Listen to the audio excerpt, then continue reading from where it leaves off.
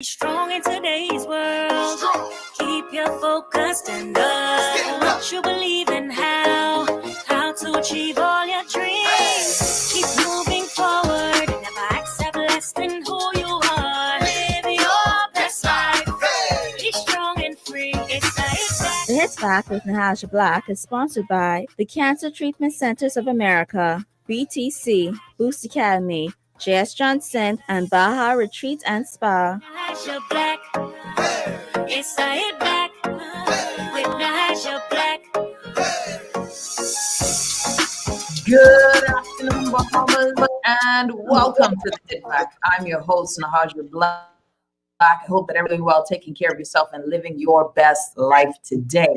We have a full show for you today, filled with information. Election season is here, but amidst that, in the midst of that, is COVID-19. COVID-19 actually is superior to even the election. COVID-19 is the story. It is the elephant in the room. It is the many persons who have passed away due to it.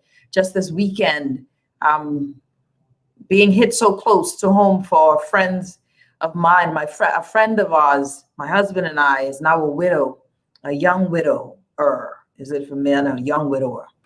And that's a whole other story. And we'll talk about that too. And actually the circumstances leading up and surrounding that young woman's loss, brilliant Bahamian contributing. And it just keeps on, reminding us that this virus is no respecter of persons. This virus is seeking anyone that it could devour. And many of us are fortunate. I'm chatting with someone who's a listener of the show right now, and she's in the hospital. Some people that I know are very well, and if I said their names, you would know that they're also struggling with COVID-19 in hospital today. So we as a nation, even though this would normally be, election season is normally filled with excitement, normally filled with energy, it has changed this season because as we are trying to determine the next government, whether it be this government that exists, the Free National Movement, or another, whatever it is, whomever will come will be faced with two crises that are unlike any we've ever seen, an economic one and a health one that is continually fueling the economic one.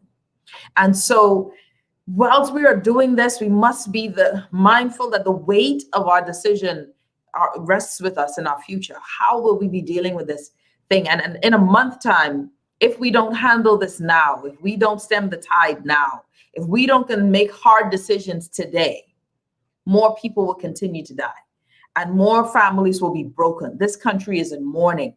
And I think that is important.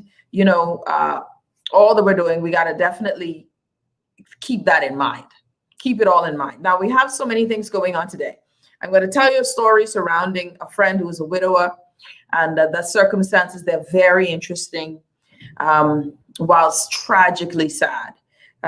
We also have, and joining me to have that conversation will be Dr. Dwayne Sands, because, of course, Dr. Lockhart, she lost her husband. She's still recovering from her very close and severe COVID-19 battle. So we don't have her with us, joining us anymore. And I don't think we should expect to hear from her during the rest of this pandemic unless she wants to.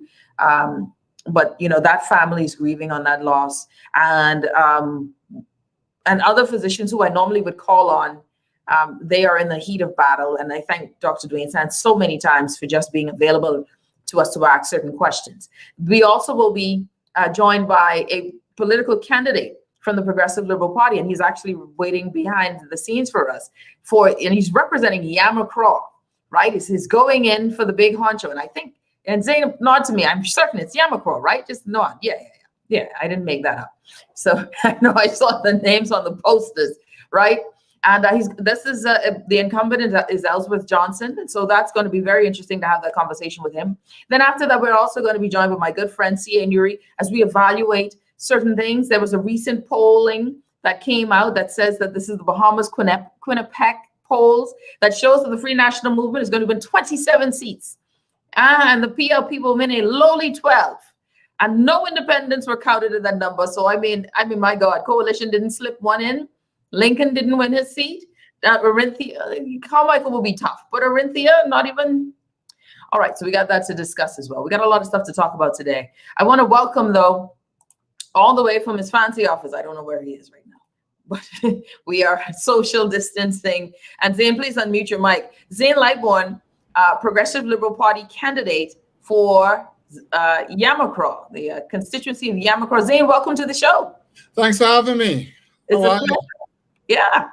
You know, it's a pleasure to have you. Your first time guest on the show. And your first time on the show, you are coming in strong. You ain't coming in weak. You're coming in strong because you are running or vying for a seat in the higher office. Zane, tell me a bit about, before anyone else gets to you, why you're running. Tell us a bit about yourself. Who is Zane Lightbourne? Zane Lightbourne is a young man who came from very humble beginnings. Growing up in the island of Eleuthera, my father, who was an Eleutherans, my mother was a taxi driver. She was also a vendor. She's passed now, but she was from Cat Island. I went to Preston H. Albury High School, where I graduated in 1992. Went to the College of the Bahamas. I was a part of the government's initiative for free education at that time. So I received the government scholarship to go to college free. And I got my associate's degree at that time in history and geography. I went back to the college. I also did a bachelor's degree in history and geography. I've been a trade unionist, a teacher. I have been an administrator.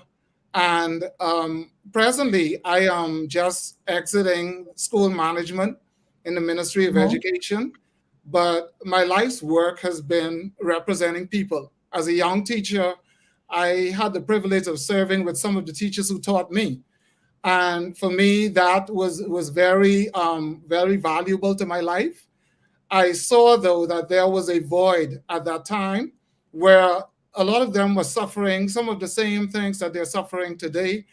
The lack of representation at a certain level for some of their HR matters, and or solving some of their HR matters that affected them and their families. And I chose to be a voice at that time, just in the staff room sometimes, speaking to the administrators and trying to just represent my teachers, some of them who were my mentors. And I sought to make a difference as a trade unionist and an educator. And now 22 years later, I am seeking higher office to serve after serving at not only the teachers union and also the managers union in education level, but the national Congress level as the Secretary General.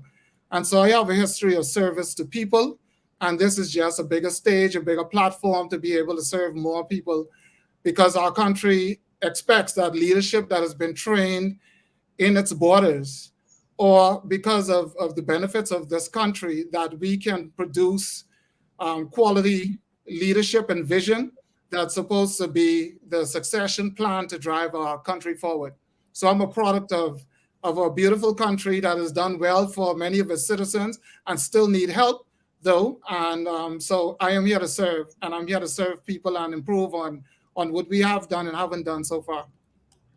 Zane Lightbourne joining us, PLP candidate for Yamacraw, vying for the seat. The incumbent, of course, is Mr. Ellsworth Johnson, respected attorney, former Bar Association president, and I think a formidable rival. And of course, you have DNA candidates. You have, I think you of course, the field is filled right for you, Zane.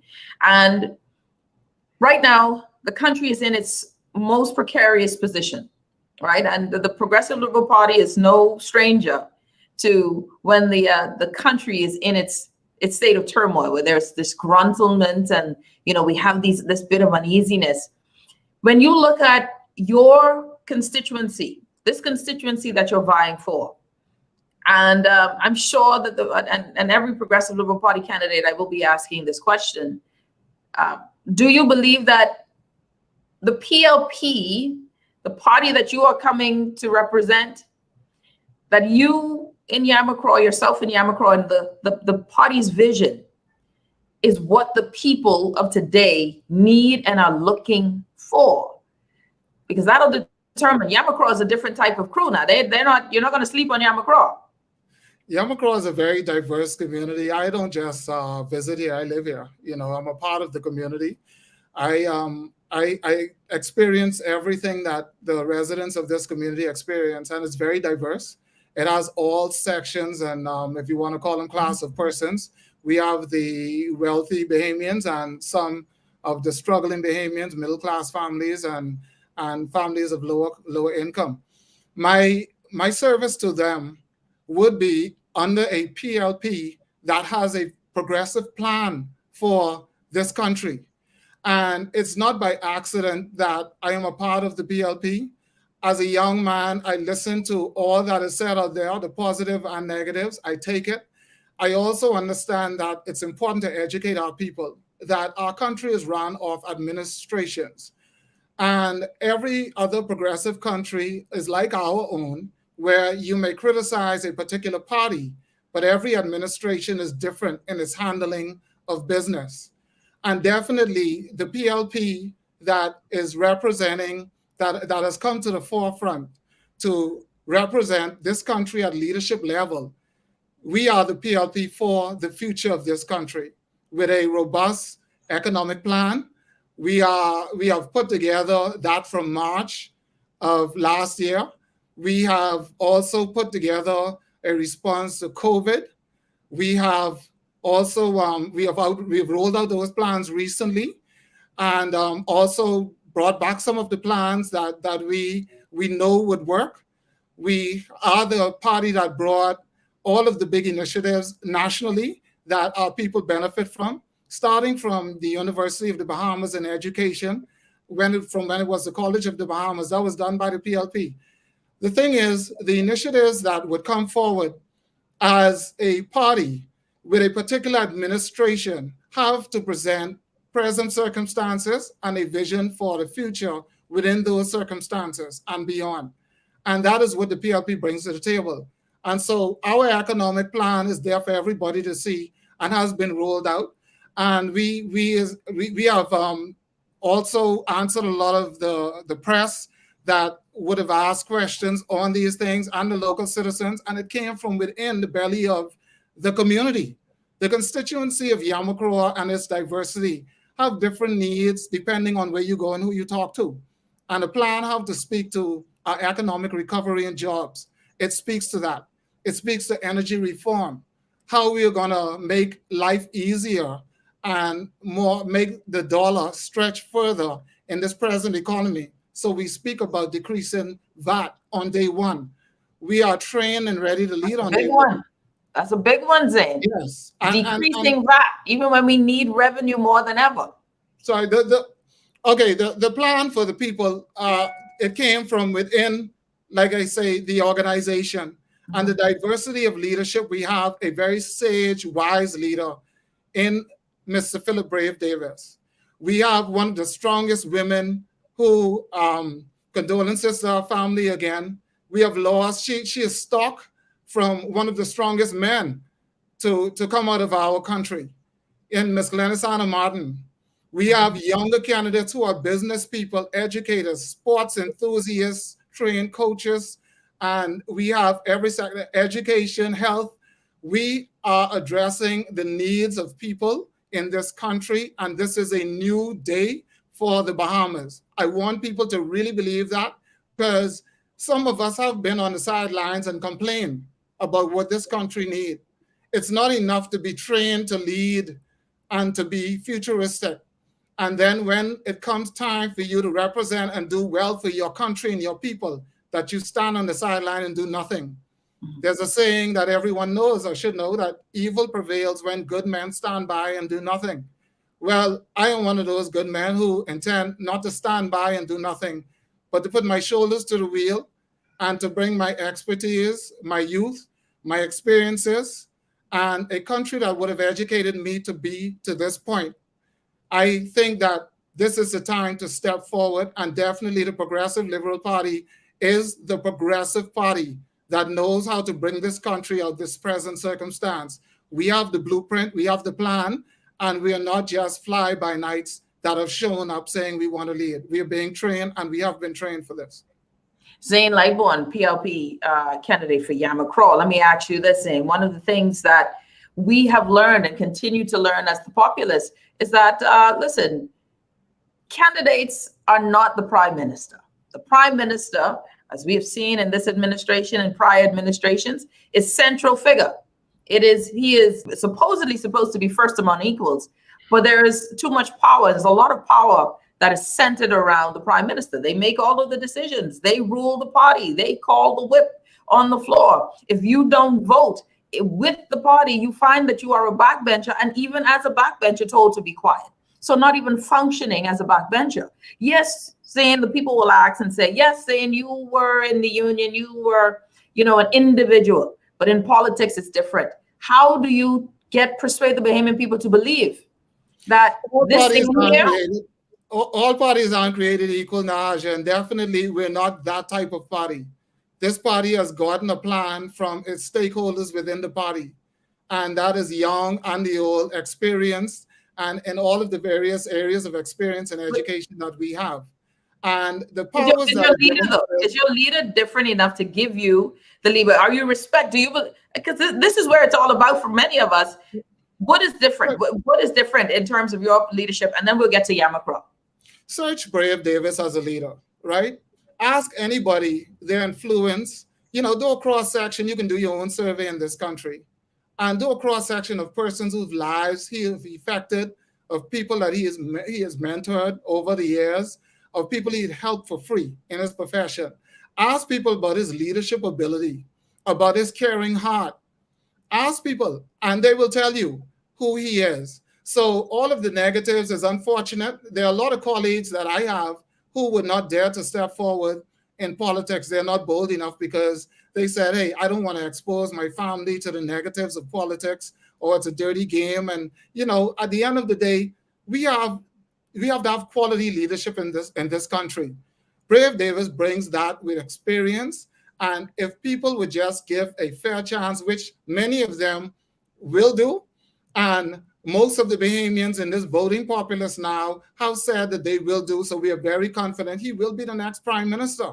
And he is going to show people that this is a different day, this is a new day with a new prime minister, with somebody who listens, who have a heart for people, who will not seek to take power under himself and also to punish people who oppose him. He has opposition already where persons we're not just a bunch of yes men sitting around. When this prime minister got his power, that was given him from what people gave their representative. He didn't just take the power upon himself. No one consulted the Yamacraw residents in terms of an MP to say, hey, I'm looking to give the power that you gave me, all of it, to this one man for almost 2 years. This is an indictment on representation and what the country's representation is supposed to look like. At least have the respect to meet with the intelligentsia of your country, at least, or your regular countrymen, and let them know what your plans are, because this wasn't part of the plan. And they talk about response to COVID. Well, there are a lot of countries who responded different and still responding different. But when we find it convenient, what we do is use the bad examples or negative examples to say, oh, well, this country has it this bad. You know what, for change, let's put ourselves with the countries that's working and that will work to make things better, and try to chase those examples. That is the way to build a country. Of course, we don't always have to reinvent the wheel. We can tweak the wheel to suit our particular country, but we have the know-how here. We need to treat each other fairly, and our leader is one of them who will be treated fairly. And despite the naysayers, he's going to be the prime minister of the Bahamas, and he is going to show persons who are still in disbelief. Many of them will come around, and when they ask to search themselves, they believe, because they know the information for themselves. Let me ask you this. Let's go micro. You're vying for Yamacraw. What are you hoping? What have you found out? What do the people of Yamacraw need? And then what are you planning, or how do you plan to meet those needs for the people in Yamacraw? Thank you. There's a 5-point plan that I would put out as part of a bigger plan for Yamacraw. And the first one is a community subcommittees, and this ran through the party, who would have approved that, hey, we don't want to put anything out there that is a promise to people. We want to put actual work on the ground, and everything that we said we're going to do, we're going to do. So these community subcommittees that would work as a hybrid of a neighborhood watch would not only watch crime, but also the infrastructural improvements that need to be made, whether it had to do with roads, lighting, safety concerns of overgrown bushes. So that committee will work directly with my office in Yamacraw to make sure that we have every community's issues addressed in a timely manner, because the issues vary depending on where you go. There are some people who live in low-lying flooding areas, and we can't promise to the people who don't have that problem that that is what we're coming to address for you, because it isn't practical for them in their neighborhood or their homes. We have a student database, a student help center that is going to be, we have the teacher support in Yamacraw, many teachers in Yamacraw and school owners. And they have agreed, I've had conversations with most of them. If it wasn't for COVID, we would have put into place an initiative that would have dealt with a STEAM program for summer school. But that is something that we're going to do forward. Our students in this country, we have a graduation rate of 50%, a little more than 50%. And when we also look at the national average, as it's called, quote unquote, we know that if you really take that realistically as to what people are saying it is, I think is misused sometimes, but that is based on students who are qualified to take exams. That doesn't take into account the students who don't take the exams because their teachers won't sign them up because they won't reach the qualifications to take the exam. So the situation is that much dire and worse. You know, we have to pay attention to improving our overall country, and it starts with the community. So the Student Help Center is with teachers in the area to cause students, whether it's national exams, whether it have to do with homework, or whether it have to do with their technical studies, where they can have training on the school campuses so they can be ready to go when they reach in the communities as working people. We also have initiatives that have community efforts returning in terms of socialization. There was a fair that used to be here. Communities want to get together. People want to talk. They want to talk about their plans for the future, about their kids, about schools, about the parks. Mm-hmm. We have to address that, put things like that back in place. The urban renewal band for students and things that could get people going. Our job skills database has already been compiled, and that is to find out not only who are entrepreneurs and have special skills in the community, but to find out who needs a job and how quickly we can liaise, whether it's meeting or getting the information from the Labor Department to put people on jobs that fit them, help them build resumes, and help get them working so they can support themselves and their families. Where, Zane, can folks who are, constituents of Yamacraw find this information and find out more about you? There's a constituency office that is open just where Ms. Melanie Griffin was, the same constituency office on Antigua Street in Elizabeth Estates. And the persons are there every day now. We have a sprint, they're collecting information. There also, you can find our social media websites and information there. Hello Yamacraw, Team Zane Lightborn, Instagram, Facebook, Twitter. We can we have pamphlets that are out. We are going to continue to push them out. These are handheld hard documents, and just gives a snapshot, enough digestible information that people can understand, take home, and not be wary reading. And so what we have done is these community service initiatives are coming from within the community. And, we have a rise of crime problem in some areas. We have shootings lately that is not sitting well and shouldn't sit well with anyone. But if we don't address the problem at the root and continue to work with solving these matters, we have bitter blood out there and people are taking matters in their own hands. We need to intervene and have school intervention with our young men.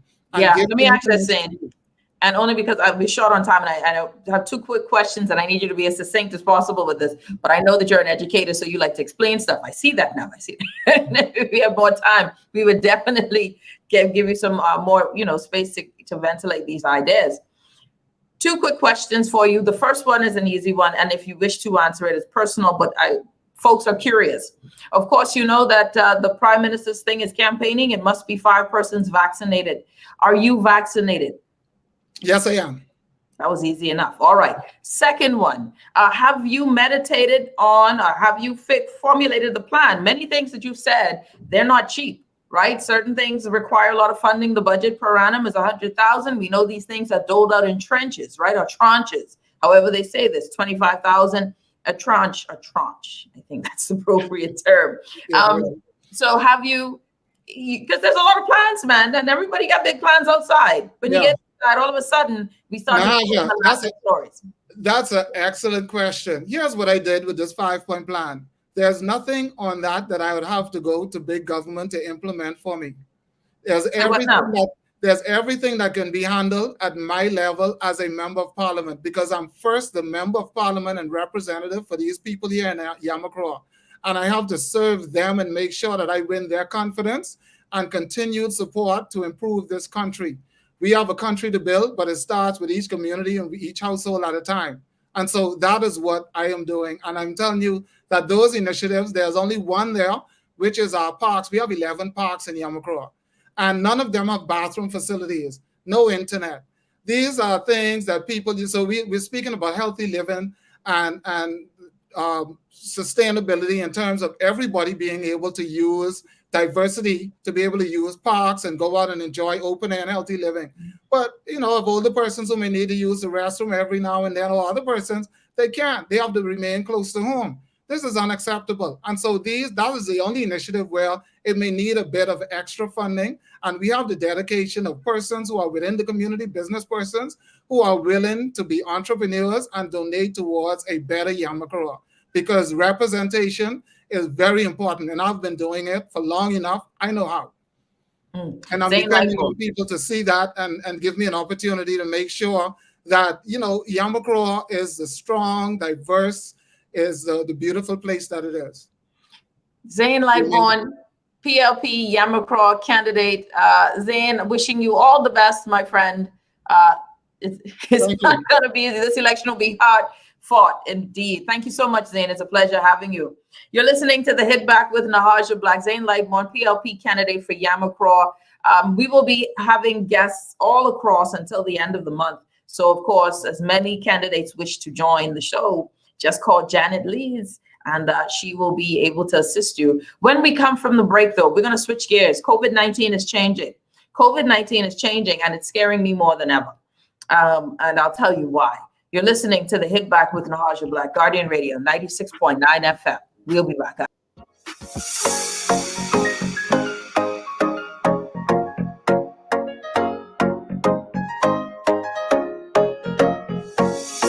This traffic report is brought to you by Shield Insurance and Prudential Loss Adjusters. First look at traffic this afternoon, and we can see that we've got a moderate traffic movement happening across the island. West Bay Street with a bit of stop and go traffic going on in both directions. No lengthy hangouts, but the amount of traffic going through there is slowing that corridor down. Another busy route is the east lane leaving JFK on Tony's William Darling Highway. You've got cars back to there, slowly getting into the Tony's William Darling roundabout. That's at the Samilabala Highway Junction. The other side of that roundabout also has 2 lanes of traffic coming in on the west lane. That's really slowed down, and getting through there, it's going to create a minor backup. The wait is not long, though. You will get through in a few minutes. Poinciana Drive and Wolf Road are easy rides on the west end so far. It gets a bit busy and hectic as you head more east and as you get into the Mackey Street intersection. Marathon Road is having a busy afternoon already, but not hectic as yet. And traditional afternoon traffic buzz is happening along Soldier Road, especially in the area of Abundant Life traffic light area. It's busier on the Carmichael Road and Blue Hill Road intersection at this time, but once you're clear of that, the ride along Carmichael Road kind of lightens up a bit and makes it easier, and the ride further south along Blue Hill Road clears up as well. At this point, overall, New Providence, it's still an easy traffic flow going on. Other outskirt areas have minor slowdowns for the stop signs and traffic lights, and inner city gradually growing, but we're going to watch by the next hour to see how much that happens. This National Traffic Report is a service of Dr. Danny Johnson Associates at Foot and Ankle International, who's offering the simplest and safest treatment for painful flat feet, bunions, hammer toes, sports medicine, and more. Visit Foot and Ankle International for relief. They're located Dean's Lane atop the hill at Fort Charlotte. Call them at 322-5402. That's 322-5402 for more info. With your Riders Guide, look at traffic in real time. I'm VA Double N.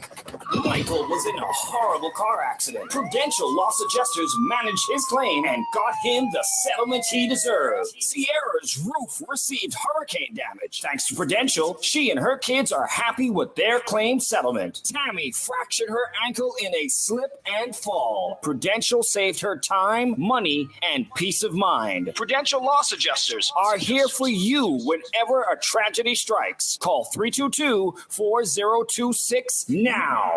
Don't wait for disaster to strike. This hurricane season, be ready. Protect your home with an affordable and comprehensive home insurance policy from Shield Insurance. You can't control what nature blows your way, but with Shield Insurance, you can rest easy as you ride out the storm. Protect your largest and most valuable investment. Don't take a chance. Put your home in our hands. Shield Insurance agents and brokers in Nassau. Call 356-7202 or Freeport 352-5945. This is Guardian Radio 96.9 FM, Nassau, Bahamas. Beulah gal, can you believe this? We are now the patrol queens of the neighborhood. We now large and in charge. So we need to check out what's going on in everybody's yard. What about that gun that we know that Junior and his homeboys just ran out? Can we report that too? Of course we can. But we could be in deep trouble if they find out. We need to report what we see, Beulah. When you call Crime Stoppers, they just answer your call in Miami. So then we can report everything? Guns, where they hiding the drugs, who shoot who part of which gang, or who disturbing the peace with the loud music and the motorcycles. Then our neighborhood will be the best in the Bahamas, and everybody gonna want to come live here. And then our house price will go up, gal. So what we waiting on? What's the number? If you see something, say something. Let us all pitch in and stop the crime before it's your time. Call 328-8477 from Nassau or 242-300-8477 from the Family Islands, or text us through the Crack Crime Bahamas app. Stop the crime before it's your time. Rejuvenate, refresh, treat yourself. Immerse yourself in total comfort. Pamper yourself. After all, you're worth it. Relax. Rid yourself of all life's stresses. At Baja Retreat Anti-Aging Spa, you will find everything you need to enhance your body and spirit. Call today at 323-6711 and begin your journey to serenity at Baja Retreat Anti-Aging Spa. Enjoy an elevated mobile experience with BTC, giving you unlimited talk for the best conversations, unlimited data for all your online fun, and unlimited roaming to stay connected while overseas. For just $50 per line. Unlock unlimited mobile talk, data, and roaming when you sign up for BTC Superfast Fiber Internet with speed starting at 100 megabits per second. Enjoy more great savings and value. Upgrade or sign up today. Visit any BTC store or btcbahamas.com. Conditions apply. Hello, Bahamas. My name is Dr. Dwayne Sands. I was born and raised in Centerville, in the heart of the valley, Nassau, Bahamas. I'm a proud Bahamian. I've been fortunate to represent the great people of Elizabeth for the last 5 years. It has always been my dream to serve my country, and I have been involved in the political process on the front line since 2009. I am very, very proud of the support of my family, who have been with me from the beginning and who are still with me to this day. In particular, my wife, Larica, and all of my children. And actually, there's quite a few of them. I'm actually a cardiovascular surgeon. What that means is I take on the sickest people with the biggest problems every day. And so for me, the political process to deal with the challenges facing our country is pretty much par for the course. It's what I do every day. I am happy to be a part of the great team of the Free National Movement under the leadership of Dr. Hubert Minnis. We are indeed Elizabeth Strong. This has been a paid political announcement by the F&M candidate for Elizabeth. It's the hit back with the hash of black. It's the hit back with the hash of black. It's the hit back with the hash of black. And we're back. You're listening to the Hit Back with Nahaja Black, Guardian Radio 96.9 FM. So this weekend has been a tough weekend for a lot of people. We had 5 more people added to the list of COVID-19 deaths, but those weren't numbers or names that happened over the weekend. That happened on Friday, Saturday, Sunday. We are constantly continuing to pile up on these families. Yesterday, finding out from a friend and seeing his post that a mother and son within 24 hours of each other. But what hit me was on Saturday night, you know, a friend that is a real friend of my husband and a friend of ours found out that his wife died, and his wife died in his arms. His wife died in his arms while he was trying to take her to the hospital. His wife was diagnosed with COVID on Friday. She died Saturday. And we were stunned by this because we're all the same age, and floored by how quickly and how violently things turned from laughing at the race with Sha'Carri Richardson to laughing and then coughing and uncontrollably to no more. And so that stunned us. It stung us. And then to know what he must, not even understanding, but to have an idea of, you know, was a husband and father, to not be able to help. You can imagine that, not being able to help your wife. I can't imagine that heartache and that loss and what that means. But what is even more scary to me was the way, and it was a violent kind of experience, and something that I've heard before. So there's this word, and I called some doctors, and they, the last one, an immunologist said to me, we have seen cerebral hemorrhaging from some patients. And that is a scary sight. And if I don't know if you remember Dr. Barnett, he and his family were going through, and his son, when he did a recent interview, talked about how his brother was spitting up blood. And this is now something that I'm not hearing it sufficient times to wonder if this is a part of COVID now, where we're talking about violent, not just I can't breathe, but now where we're talking about blood coming out of the eyes, the nose, the ears, cerebral hemorrhaging. Speaking to the immunologist, she said, we're trying to, research is there. We're trying to find out if it seems as if the Delta variant is attacking the blood. Why am I just not even in the how? And the patient was on oxygen from being positive. It was, however, she was also type 2 diabetic. And however, she was fully vaccinated. This is the first case I have heard of a fully vaccinated person dying from COVID. So this now, I know, changes not the conversation, because we knew that there were these breakthrough cases of vaccinated people ending up in the hospital. But now I'm saying, but hold on, not only are people possibly dying and fully vaccinated, but we don't know. This is the first one I know of, so I don't know. And this is not the official statement because, you know, things are delayed, and I don't know if we don't know. Once I knew this was something we had to discuss, because this now takes it to a next level for me. Speaking with physicians now, speaking with doctors across all spectrums, sphere, using my Rolodex, Delta is scaring them more than ever before. This wave is considered the most scary. I asked Dr. Dwayne Sands to join me, cardiovascular surgeon and former Minister of Health, because I needed to figure out what is going on. What is happening? A fully vaccinated patient, but type 2 diabetic. So they were immunocompromised. We know that the immunocompromised persons are at risk. But the way that she passed away was not, no one, the family is still in shock. And I got Dr. Dwayne Sands here. Doc, I know you heard all of that. You and I spoke, and I'm speechless and stunned, more so on not knowing what to say now. What is this now? What are we dealing with? What are we dealing with this virus? You know, first of all, let me express condolences to Avril's, to the family. You know, this is somebody that I've known for many, many years, many decades. And it speaks to the evolution of COVID, and in particular, the devastating impact of Delta on what we think we know about managing COVID.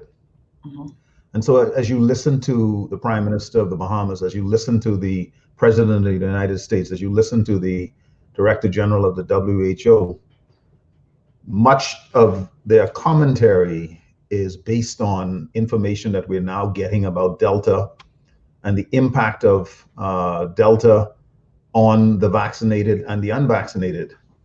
And so as the United States has modified its recommendations in the last 2 weeks, you would have first heard that immunocompromised people should get 3 shots as opposed to 2. And now it appears as if the recommendation will be that all Americans will be recommended to get 3 COVID shots, with the 3rd shot coming 8 months after completion of the first 2. And that is based in large part on data coming out of Israel that shows that there are a number of breakthrough cases with hospitalizations and even deaths, albeit in a very, very low percentage and a dramatically lower percentage than people that are unvaccinated. Yes. But there are breakthroughs. And if you talk, what's the difference in terms of deaths and hospitalizations between vaccinated and unvaccinated? It's on the order of 400 to 1. So your risk, if you're a vaccinated person, is 400 times less than if you're unvaccinated, but it is not 0. And so one of the things that we now realize is that we cannot say to people that even if you're vaccinated, you have no risk of death or no risk of hospitalization. And now the conversation needs to be which persons ought to get a 3rd dose. Yeah. Now, juxtaposed against that is the WHO and Dr. Tedros's position, which is as long as there are people who are unvaccinated in the world, nobody is safe, even if you get 3, 4, 5 doses of vaccines. Because if we do not vaccinate people in Africa and Asia, in poor countries, in countries that don't have access to vaccines like the wealthy countries, then we are going to create a monster variant just like Delta and possibly worse. Yeah. And so the take-home message right now is not,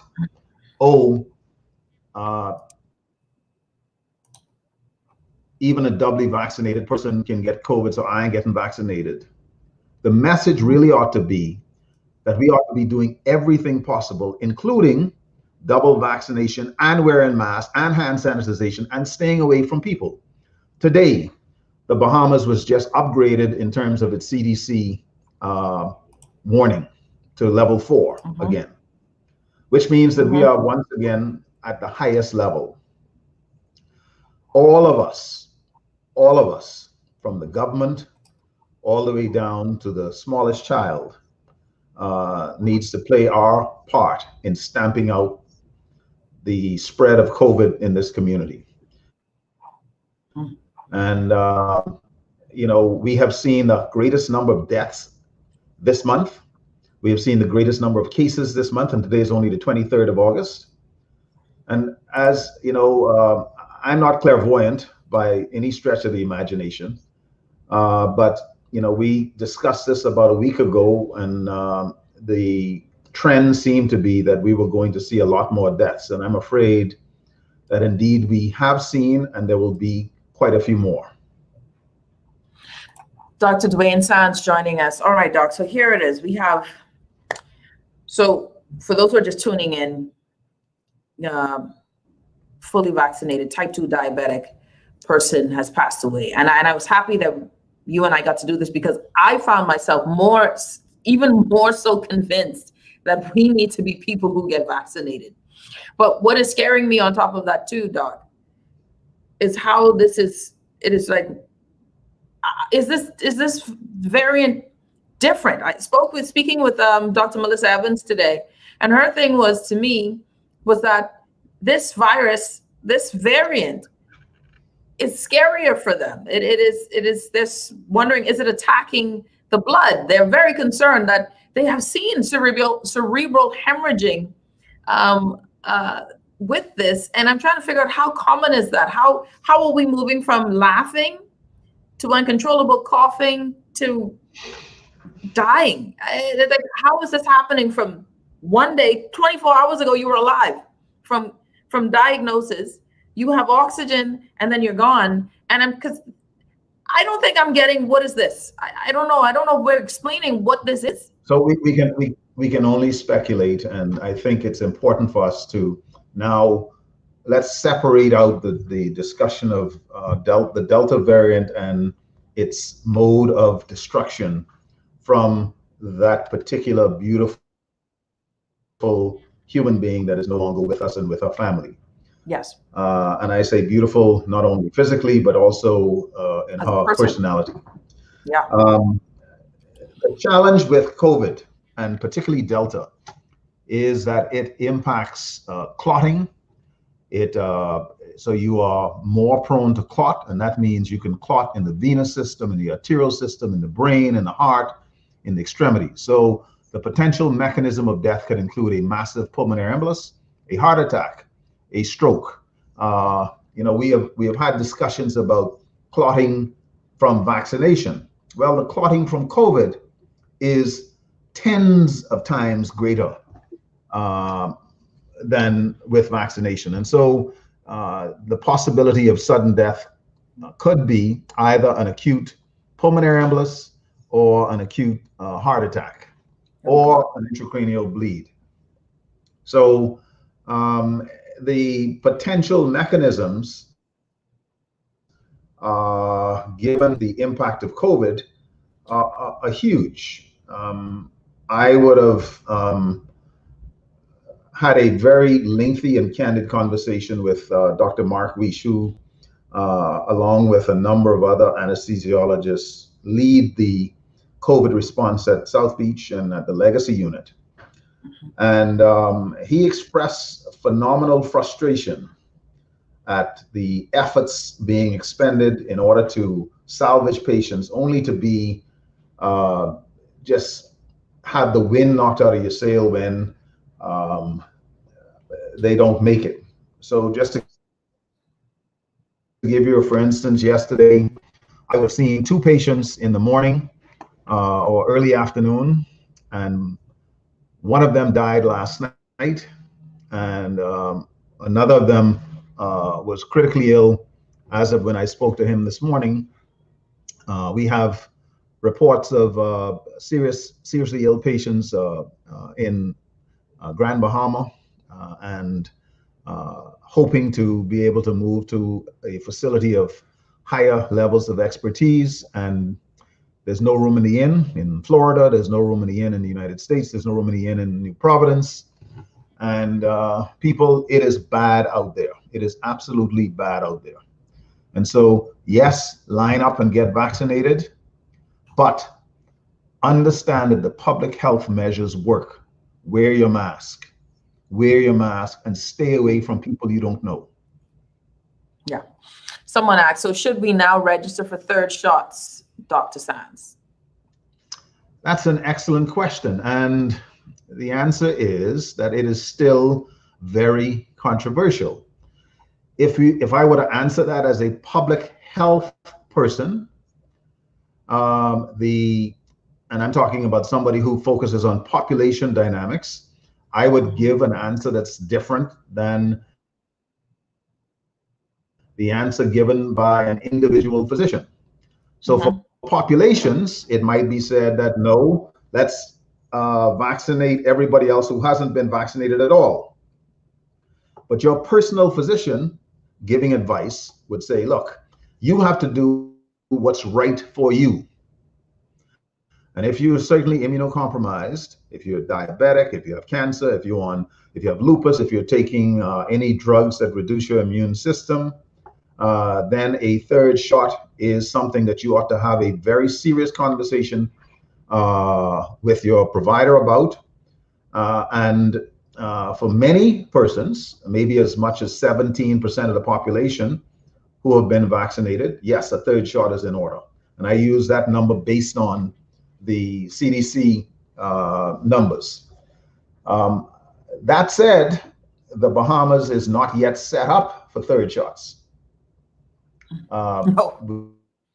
We are still actively working on getting second shots in as many arms, and in many instances, first shots. And the idea that mass vaccination is causing variants is absolute utter rubbish. It is total rubbish. The requirement of vaccination to prevent the development of variants in the unvaccinated is really where our focus should be. And the anti-vaxxer movement will push this theory that vaccination is causing variants. And that is, and I'll say it very strongly, is pure, unadulterated rubbish. And I wanted to use a stronger word. Yeah, and just for the record, to confirm what you're saying there, I think in India, when, folks were, dying from the Delta variant in India, that was October 2020. They didn't start the vaccination process with AstraZeneca until January 2021. So their people weren't even vaccinated. Never let the facts never let the facts get in the way of a good story. Never let the facts get in the way of a good story. And so when you listen to this about, it's vaccination that's causing the development of these variants. Well, the Delta variant started in India well before anybody was vaccinated in India. And so please, this is when the misinformation and disinformation campaigns are going to go on overdrive to frighten people, to get them to doubt. And all I can say is, let me congratulate you for trying to bring some honesty to this process. I think the more we talk about it and walk people through these different issues, the better we'll be. But if you have any doubt, if you had any doubt, if you wanted to think about it a little bit longer, I would encourage you, think about it when you're on that line at Loyola or St. Anselm's or some other vaccination center, and start the process to protecting yourself and your family. Dr. Dwayne Sands joining us. Doc, before I let you go, and actually we got to take, Doc, give me 2 more minutes on the other side of the break. I have 2 more questions for you. So if you don't mind, can I? Sure, no problem. Excellent. Thank you so much. Dr. Dwayne Sands joining us here on the Hit Back. We'll be back after this. More on COVID-19 and what it's doing to us. And let's see how we move forward from here. We'll be back after.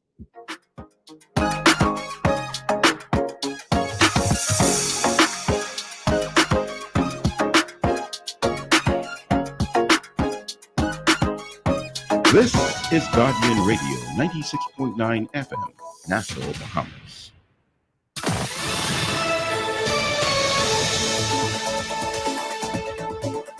You're listening to the Guardian News Network. Good afternoon, everyone. I'm Taylor Ferguson. Here's what's making news. Thank you for tuning in. Tourism Minister Dionisio de Aguilar is describing the tighter restrictions being imposed on cruise ship visitors as a cautiously wise move. Starting next month, cruise ship passengers over the age of 12 must be vaccinated, and the move comes as the country continues to record high COVID cases. The move was announced in an emergency order issued last Thursday. De Aguilar said the government of the Bahamas wants to do everything in its power to protect the cruise industry, as one outbreak can cost not only the Bahamas, but also the industry. We think it's good for health and it's good for business. As you would have known, the Prime Minister has often mentioned how we're trying to navigate this COVID crisis by striking the right balance. And we feel that this, in this particular instance, was good for cruise tourism. I would say even before we made this requirement, in excess of 90% of cruise passengers were already vaccinated. So it's a small move for the cruise industry to meet our new entry requirements. More COVID-19 cases confirmed in August than in any other month this year. 2,466 cases recorded for the month as of Saturday. In a national address on Sunday night, Prime Minister Dr. Hubert Minnis pleading with Bahamians to get vaccinated. The virus has many of our citizens fighting for their lives. It has killed more Bahamians in this wave.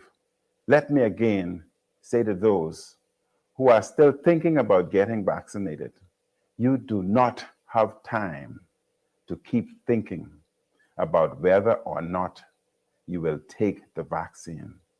You do not have time to keep researching. You need to come forward now to get the life-saving protection that vaccination gives. The Cabinet Office announcing today a state funeral will be held for the late Most Honorable Arthur Dion Hanna, former Governor General and Deputy Prime Minister of the Bahamas, on Thursday, August 26th at 11 a.m. at Christchurch Cathedral. Hanna's body will lie in state in the foyer of the House of Assembly from 9 a.m. on Tuesday until the body departs for the church on Thursday morning. Viewing for the general public will be from 1 p.m. to 5 p.m. on Tuesday and on Wednesday from 9 to 5. The funeral service will be by invitation only and in accordance with the Emergency Powers COVID-19 Pandemic Orders 2020 and the Bahamas Christian Council's social distancing protocols as relates to church services and seating capacity. And that's what's making news. I'm Taylor Ferguson. AP News is coming up next.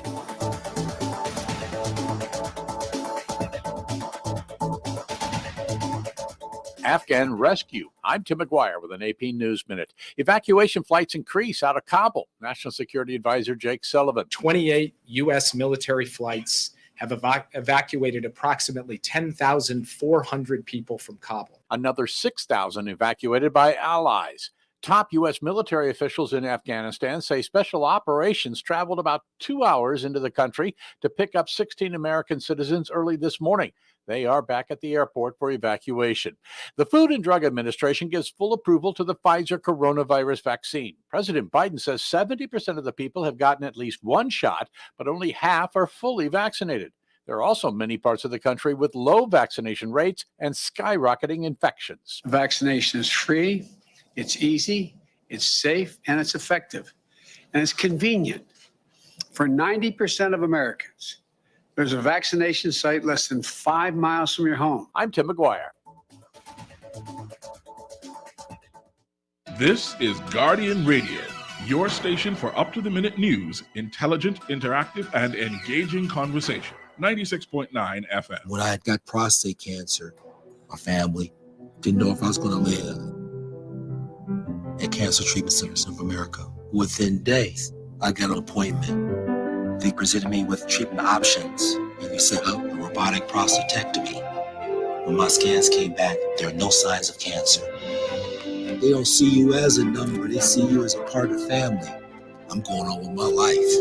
That's a real gift. Call us at Cancer Treatment Centers of America. Hello, Bahamas. My name is Dr. Dwayne Sands. I was born and raised in Centerville, in the heart of the valley, Nassau, Bahamas. I'm a proud Bahamian. I've been fortunate to represent the great people of Elizabeth for the last 5 years. It has always been my dream to serve my country, and I have been involved in the political process on the front line since 2009. I am very, very proud of the support of my family, who have been with me from the beginning and who are still with me to this day. In particular, my wife, Larica, and all of my children. And actually, there's quite a few of them. I'm actually a cardiovascular surgeon. What that means is I take on the sickest people with the biggest problems every day. And so for me, the political process to deal with the challenges facing our country is pretty much par for the course. It's what I do every day. I am happy to be a part of the great team of the Free National Movement under the leadership of Dr. Hubert Minnis. We are indeed Elizabeth Strong. This has been a paid political announcement by the F&M candidate for Elizabeth. Rejuvenate, refresh, treat yourself. Immerse yourself in total comfort. Pamper yourself. After all, you're worth it. Relax. Rid yourself of all life stresses.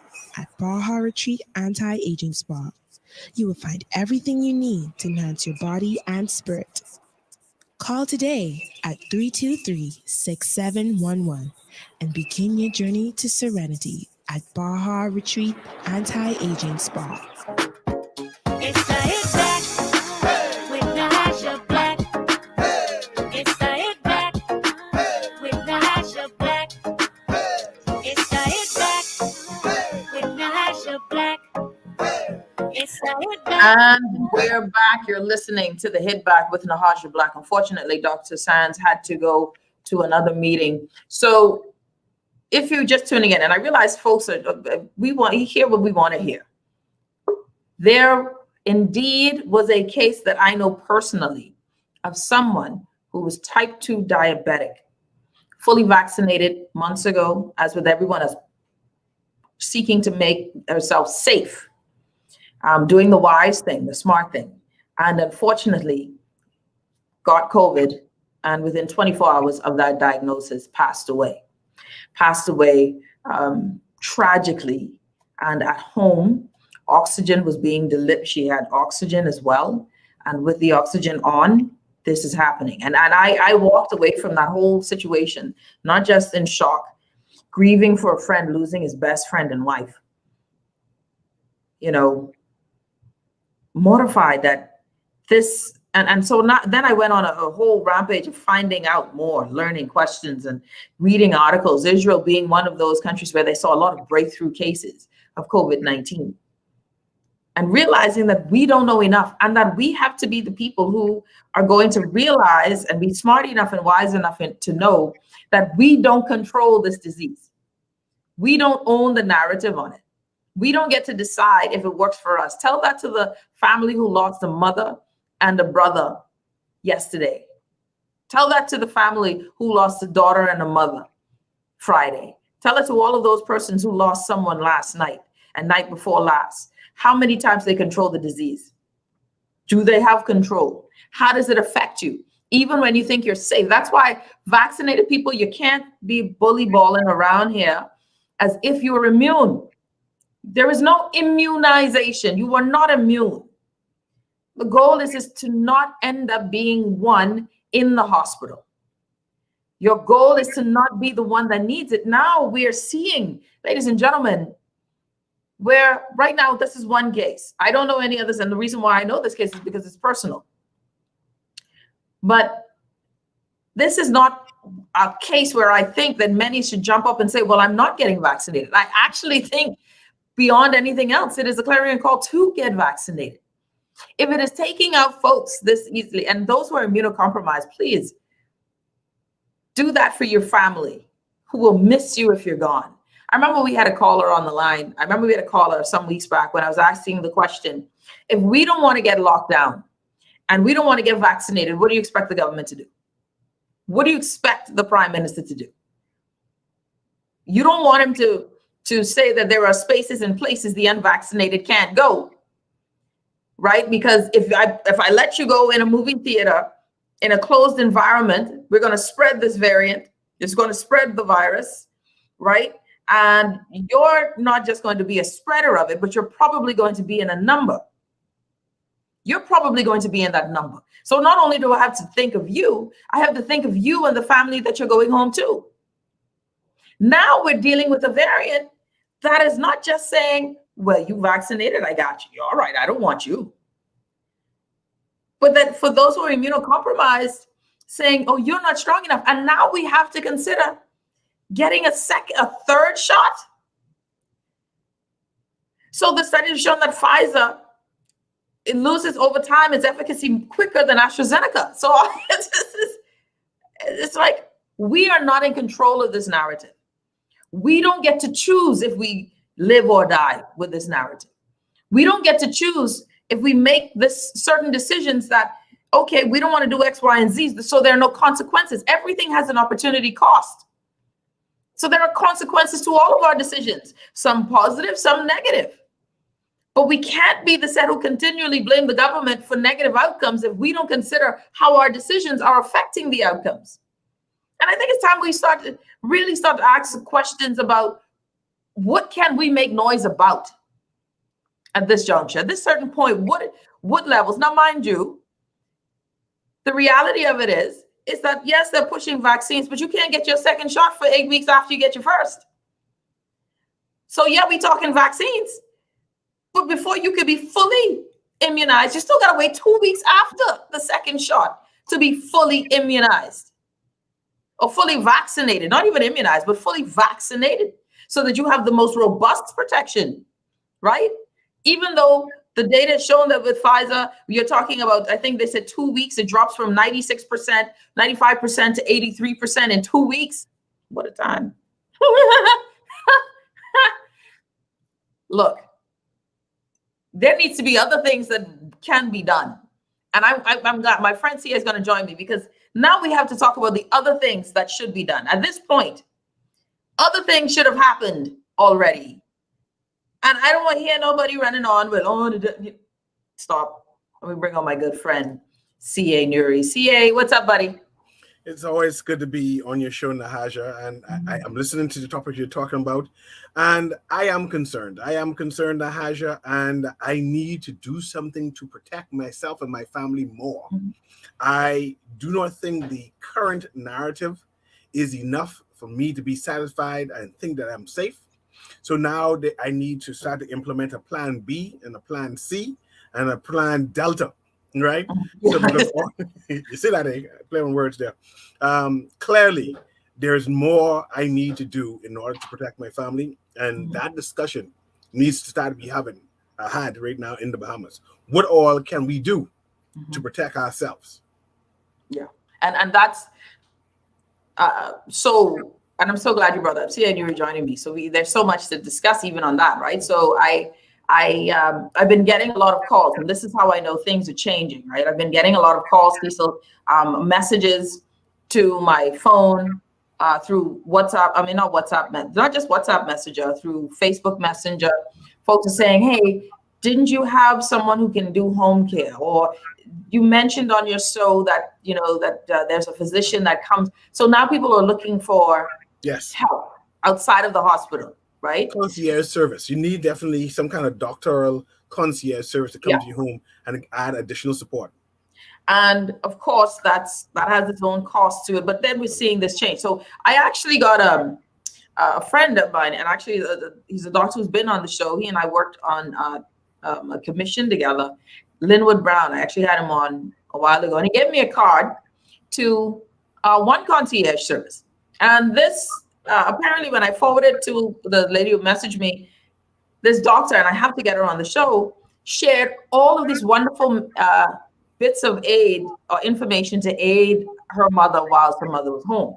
And so I thought of you, and I promise you, I will bring her on the show, because apparently Doc gave a long list of things that could help whilst at home.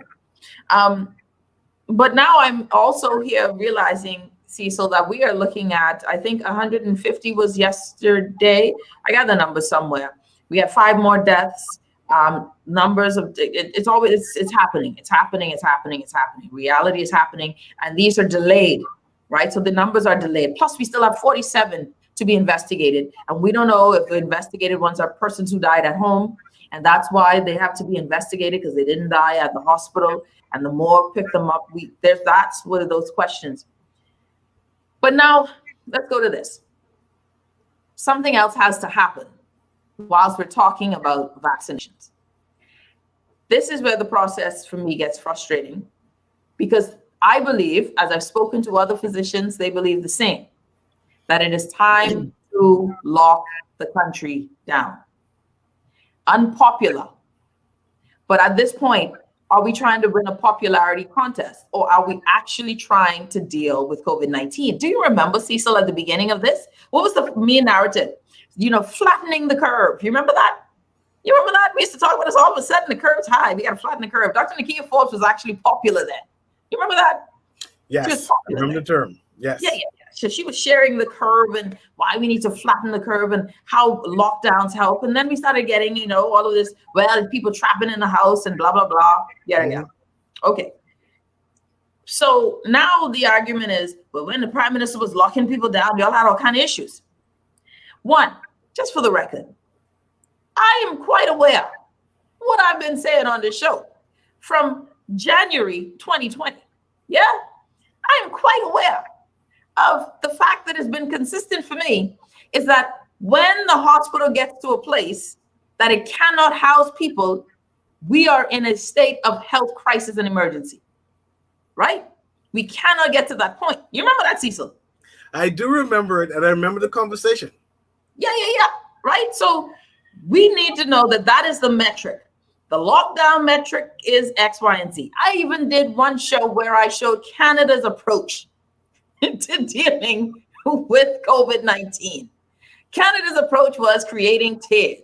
When X, Y, and Z happens, you're in stage 1. If this thing happens, we're in stage 2. If this thing happens on top of stage 2, we're in stage 3. And it went all the way to 4. You remember? I remember you sharing that too.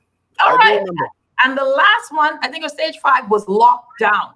They had a system where you knew when the whole thing was going to shut the halo down, right? Yes. What was the reason why? If you remember, let's go back now. Let's go back. I think people have sudden amnesia. The first lockdown that happened in March 2020, not one Bahamian had an issue, but I'm sure people had an issue. But we were pretty much on board and supported the Prime Minister 100%, I think. Or let's go 98%. Maybe there's some naysayers. But we were okay with this because we knew that this was where we at. We were concerned about this we didn't know as much. Second one came around. The Prime Minister opens up the country in the height of the pandemic in America. We get X, Y, and Z, sick and all of this stuff. And I think he started to say something like effective immediately. Yes. And I was like, Negro, what? How you could say something effective immediately? There's a vexational spirit after those words. What do you mean by effective immediately? You mean tomorrow? No, effective immediately. It was like now. Tonight, like right now. And that was when you saw the uprising, because it was already on issues with we aren't eating. What is being offered is insufficient. We'd already had newscasts where you had Bahamians saying, I stood on this line for $20. This is an insult. You remember that? You remember? Fellow with a check say 14 something. Yes, I remember that. And we are here now at this point where then after that, the Prime Minister said, well, the hell with y'all in Nassau.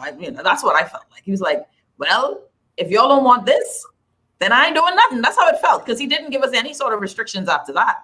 He actually found himself in June 2021 with 69 cases the day before, telling us after vaccination, party on.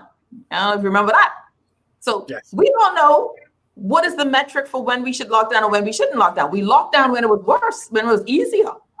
Now we in hell with COVID. And every speech is a speech on get vaccinated, but not one speech on how do we flatten the curve. Is that science gone away with now? Is that science not relevant now? And I listened to you, Nahash, and I appreciate your concern, and I appreciate the history lesson that you gave, right? I appreciate that. And we must also acknowledge that this is unprecedented times, and we are now feeling our way through, right? I call and I'm concerned about the response of the University of the Bahamas and their technocrats and their professionals, their social scientists, their research capabilities, that they are not participating inside this pandemic. They're not giving us any feedback or any meat that we can say at least our university is working and that they are contributing to solving this health crisis, right? Yeah. And you started from the beginning on where we started with COVID and where we are now. I no longer know if we are in crisis anymore, right? No, you don't know. I know before there was a fear of a crisis, and they warned us, said we don't want to reach here, right? And that here is when our hospital collapsed and all of our facilities collapsed because of overwhelming debts and demand to use the hospital. We are now at that point where the hospital is overburdened, right? That any day we'll be, oh, God forbid, and I don't even speak it loud, any day we can see what happened in Spain, what happened in China, what happened in India, what happened in Italy, right? Where there was no space in the morgue. There is no But we're seeing that now, Cecil. And that's why I say I'm concerned, but I'm not really sure if that is where that place where we are now is called crisis. And if it is where we are now is called crisis, then our response to crisis is concerning to me, because we're doing less than we were doing when there was no crisis, right? Yeah, exactly. So the question now is what should happen? We now need social scientists to come forward and assist the government with ideas and concepts of what we need to be doing. There's no longer talk about drinking hot water and hot tea and using all these things to break down mucus. There's no longer talk about having vitamins and boosting the immunity because we no longer have space in the hospital, right? There's no longer talk about we more likely you need to stay home because going to the hospital won't assist you. So now let's start having that tough conversation and start pushing back in order to have our government make some tough decisions. I don't want any lockdown. Nahaja, I don't want any lockdown. I understand your cry for it. I understand that once upon a time, Dr. Nakia Forbes would say that lockdown flattened the curve, right? She's no longer saying that. She's no longer coming on radio. What did she say in the paper? We have to do more. What it is? If we don't do more, we need to do more, right? Or must do more. As if what we're doing now is inadequate. Right? That's right. Inadequate. And the only thing left was lockdown. Yeah. And the conclusion is we have satisfied, we come to the conclusion that vaccines is our answer. It is our only answer. It is our only response. And now we need to conclude whether vaccine or vaccination is enough. And I'm not necessarily sure vaccine is enough because you mentioned that first you have the 2 week after being vaccinated to get the full effects. So you, God forbid, you can get COVID in that time and die. You have about 6 weeks in between the first shot and the second. You know, that's 10 weeks. That's 10 weeks. You can get COVID and die, right? And we've seen it on the chart, right? We've seen that partially vaccinated people have died when they did the 411 patients hospitalized. They showed that 11 of those 411 were partially vaccinated, and then they showed the deaths. So we know. So I mean, to say we are in a serious, we are in such, and I love the way you put it. Obviously, we must be in a crisis, right? Because when it was less numbers, when it was less deaths, we are going to eclipse. We've already eclipsed last month's positive cases. We already eclipsed last month's death total. We still have 7-8 more days to go in this month. And people have not been counted yet on the dashboard. So Cecil, we've already eclipsed everything, okay? And we are still open for business. And this is the question. You know, it cannot be politics when people are dying. And this is the thing. Politics, I believe, has gotten us into this thing. Always trying to please somebody.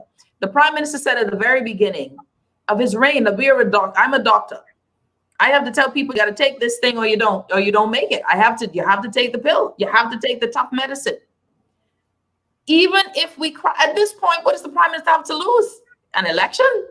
Nahaja, well, that is something to lose. But Nahaja, I pause because I see you pontificating, and I'm not sure if that's helping the situation. I pause and ask you this. What do you recommend the Prime Minister to do? What should we be doing now?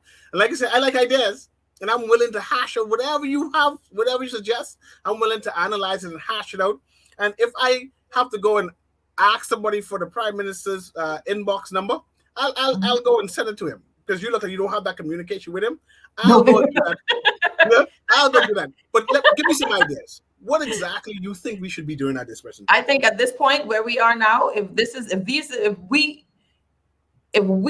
numbers, the red in the terms of the death column, in terms of the positive column, if we lock down for one case in March, if we lock down Grand Bahama and Bimini and Abaco for 4, 5, 6, 7 cases before Grand Bahama was, I think, at one point in that time, going in a positive of 60 odd cases a day, then ladies and gentlemen, we are far past that point of lockdown. And the reason why lockdowns happen is because the health facilities are not functioning. Give the help. We still have doctors and we still have a sick out, right? We still have to deal with the fact that there's not sufficient nurses. We still have to deal with the fact that even if you let these things continue, people are going to die in their homes because they can't get oxygen. And even though the Prime Minister said we got liquefied oxygen, you got to still buy it if you need it, if you're not in the hospital. And my friend was on oxygen, still died. So, I mean, look, we have to lock it down to get the healthcare facility And that's why I wanted to hear again. In the healthcare facility, back in order. That's the main thing. You believe we should lock down the country? Yes. And when you say lockdown, exactly what do you mean by lockdown? You mean lockdown everything? Surely not the hotels. You can't mean the hotels. I got to go to work. I know you can't. I know it hurts, and that's the problem. We shouldn't have let it get this far. That's why lockdowns are the last resort. That's why you have the 5 steps that are check marks. So you can't complain now that, hey, we have to shut everything down, because everything has to shut down. If we had the processes of charting where we would have indicators that say, hey, after we get to this point now, we're in crisis mode. These are the things we must do that are not as stringent as level 5. That's why the disappointment comes in. That's why the cry of, oh, we can't. If you have to lock it down, you can't leave the hospital, the hotels open, because you got to go to work.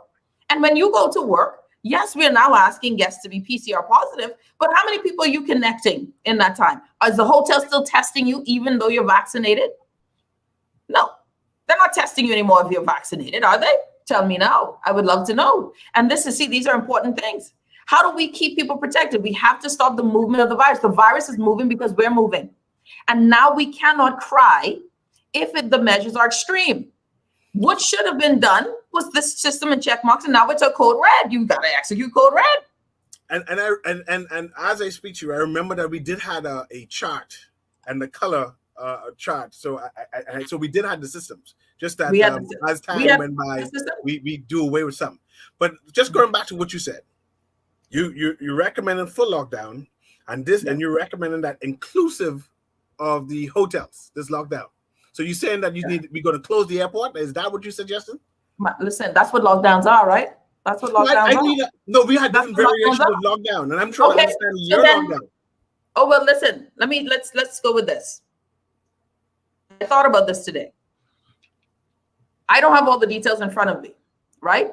So I don't have all the details in front of me. So I can't say I have tourism talking, health talking. We're all sitting at the same table, right? So we're all sitting at the same table, and they say, well, listen, can we mitigate? Can we have a lockdown that stops local movement, right? And this is what you'll have these questions. Can we stop local movement to reduce community spread, get this virus under control, and somehow still have tourism work? Then the question will be, perhaps, but we need employees to work it.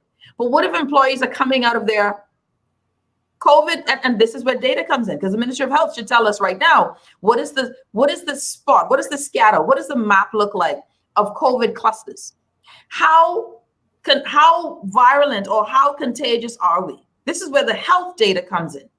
Because if we're realizing now, okay, maybe, you know what, there's 400,000 of us right now, positivity rate is at 5%. We can still function. Maybe we reduce the way we traffic even more. Maybe we reduce curfews even more. Even maybe shut down businesses at 1 p.m. so people aren't at work all day and they can partially work, and then the rest of that go home. You have 1 hour for the store. However it works. But this is where data comes in. We can't nickel and dime and go through this process. We've been doing this for 18 months. I'm not apologizing for this idea, because at this point, if 18 months in, Cecil, we haven't figured this out, but people are dying at an alarming clip, then shame on us. Shame on us.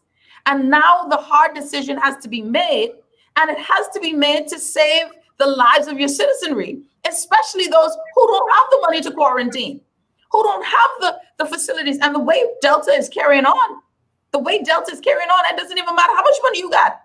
And am I the only one looking at the rest in pieces? Am I the only one looking at all of these people who are dying at home, dying in the hospital? It is at this point now where I'm not going to say or capitulate or try to make people comfortable with this stance that I'm at, because we got to this place by not doing our jobs in the first place. And that's a hard statement, but I believe that it's a true statement. At some point, we should have said, whoa. There's too many positives now. We got to do something different. June 20th, the man say, party on. Party on. Vaccinated, party on. And I don't know. And I listened to you again, and you saying that you were prepared to mitigate and perhaps have the nation closed down half day. So around 2 o'clock, 3 o'clock, everything in the Bahamas shuts down. If the data permits, and that's where data comes in. Data supports and so I'm just pontificating without data. But my thing is, you get in the room and figure it out. You can't just have press conferences and don't figure out something. That's all I'm saying. I don't have the data. You don't have the data. All we could do is pontificate. But at some point, Jesus, the data is sufficient for us to say people dying too quick. Cecil, they dying too quick, and they dying young, and they dying old, and in between. Man, listen, I got to check my dog for COVID now. Yep, especially crazy around him. And right now, I'd like to say kudos and best wishes and send out a thanks of appreciation to Mr. Hanna, and I forget his name, but he's the gentleman who's now doing his own graphics about the data. You remember the Hanna gentleman name? Yes, Alexander Hanna. Wonderful. Hanna. I'm not sure who he is, but I appreciate his efforts and what he's trying to convey. Yeah. And his data and information highlights what is going on in the Bahamas, and I like to say thanks to him that I'm watching, and I appreciate what he's doing. Yeah, and I'm hoping that you are able to call him in one of these days to see why he decided to do this by himself without any support, any financing by the government. But he's decided to extract the data and put it in a form that we all can watch and appreciate. So I just want to say thank you to him. But I share your concern. I see that at this present time, just on surface, things look more bleak than it did look in the second waves when we had all those high numbers. Right? We having the same equal high numbers and more deaths. We having the hospital more overwhelmed. We saying having the hospital strained. We now have the private facilities saying they are strained. We at one point in time, and thank God the government was able to negotiate that we had a demand or a stretch for oxygen. We see we having that. We see now that we having a number of persons still being sent home, and these persons who are being sent home look like they're dying. Yeah. Right? And in the beginning of the show, the start of the show, you mentioned that what else can be done besides the vaccine or to accompany the vaccine, and perhaps we need the doctors that you invite moving forward to explain what is it that we should be doing at home if we are COVID positive, that we are strained with oxygen. Perhaps call these doctor concierges and make their numbers and information public, that you can do a quick call and say, well, you can get this type of medicine, you can get this type of system or regiment, and just that more people to survive. Right now, we have too many people dying, too many Bahamian souls falling victim to the scourge, and one is too many, and having 5 in 1 week is way too many, right? And I am concerned. I'm concerned because school is opening. I'm concerned about the teachers. I'm concerned about the support staff. I'm concerned about the students who are going to school or 1 and 2 days and coming home, right? The students who are starting sporting activities and coming home, right? The students who would need Grammy to watch them because their parents are to work, right? And putting their parents at risk. So these are real conversations, and we need more persons to the fore, making suggestions to the government and implementing policies and procedures that we Bahamians can adopt and say, well, this is what we're doing. And I don't think enough of that is happening at this present time. I don't think the tough conversations is happening at this present time. And that's why I say I am personally disappointed in UB. I believe UB is as great as any institution in the Caribbean, and I'll challenge even the United States. And their contribution to this national dialogue on what needs to be happening is not, or in conclusion, is insufficient. And we need to challenge them and call the president and say, what is it that you are doing, Mr. President?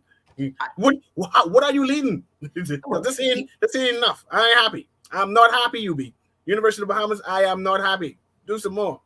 Someone, some texter says, lockdowns cost money. We have no money. Again, so then what are we saying? Are we throwing our hands up? We're just, and this is important that it's said.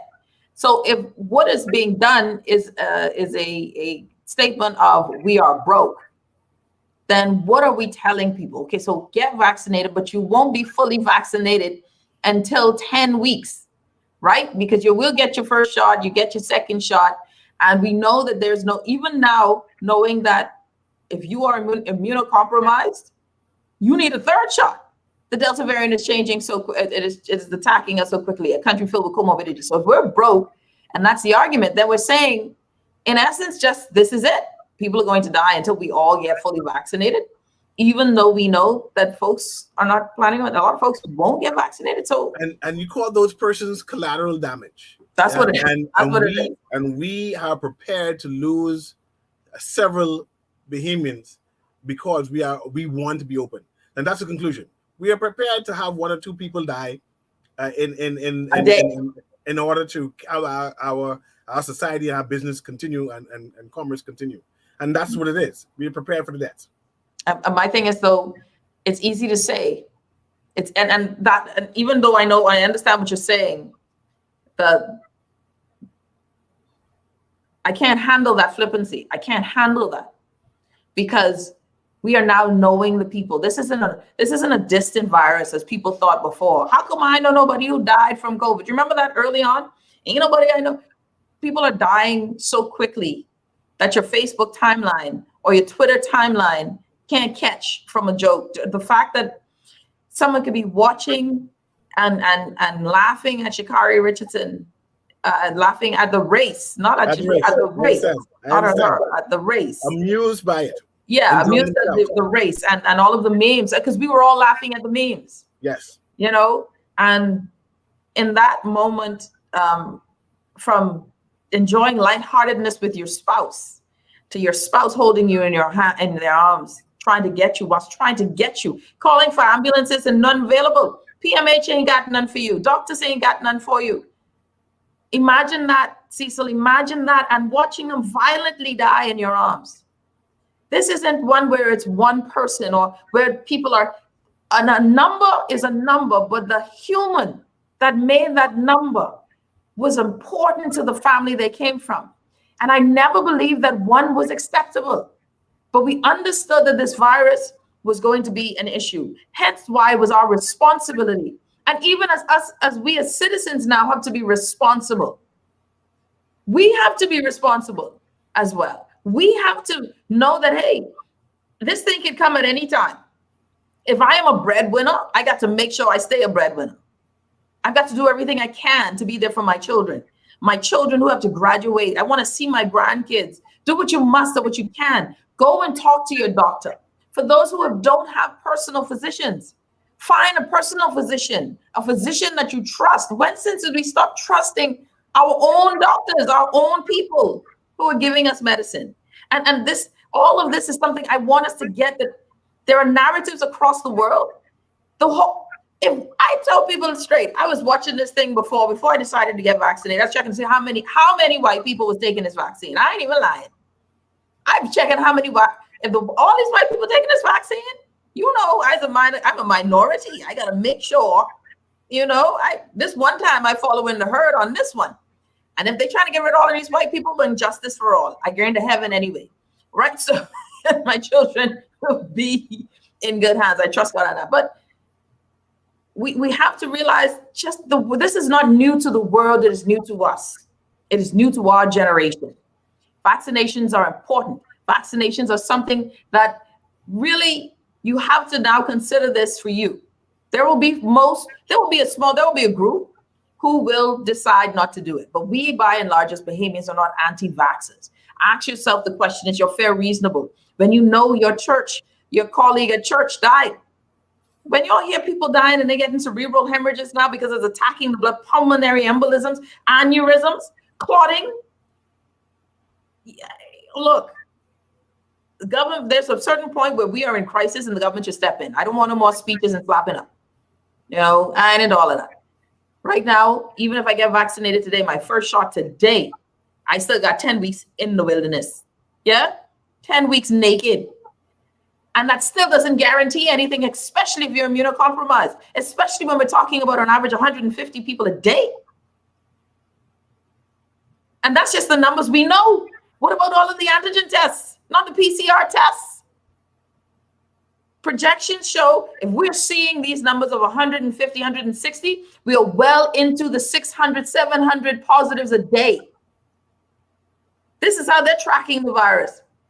But we're talking about those numbers, and that's why those numbers can be very misleading because they're not the actual figures. And so it is important for us not to just look at the dashboard because we're quoting numbers that are given to us, but realize this thing is in the community.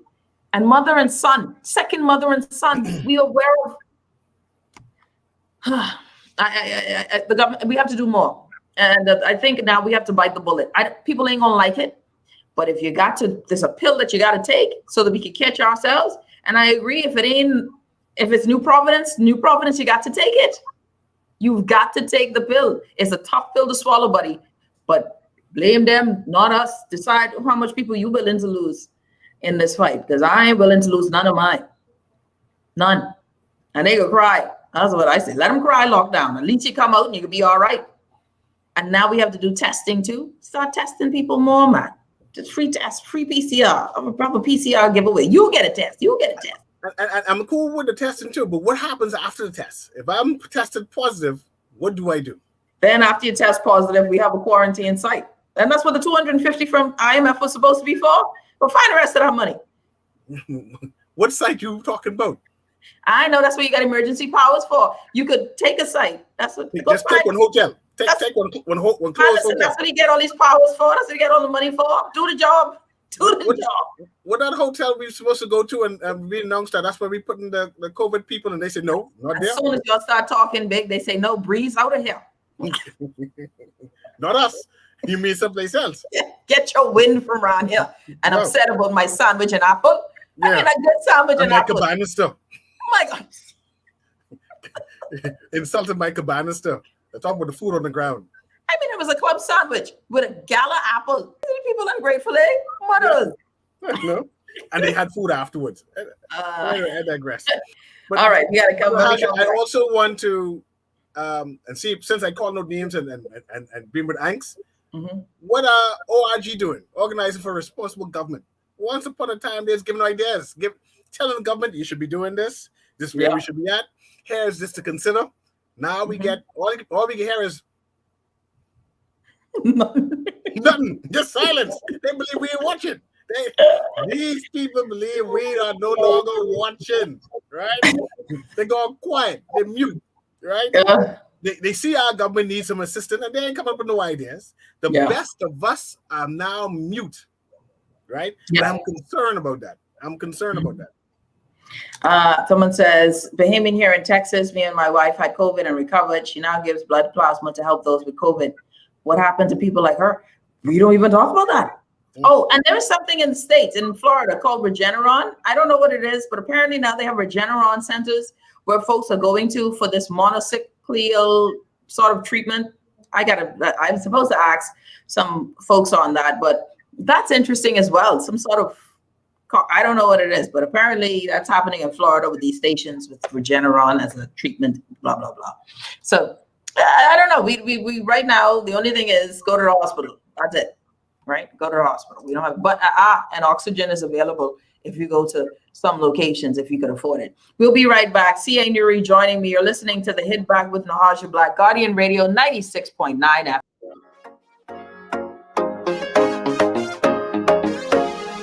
Hello, Bahamas. My name is Dr. Dwayne Sands. I was born and raised in Centerville, in the heart of the valley, Nassau, Bahamas. I'm a proud Bahamian. I've been fortunate to represent the great people of Elizabeth for the last 5 years. It has always been my dream to serve my country, and I have been involved in the political process on the front line since 2009.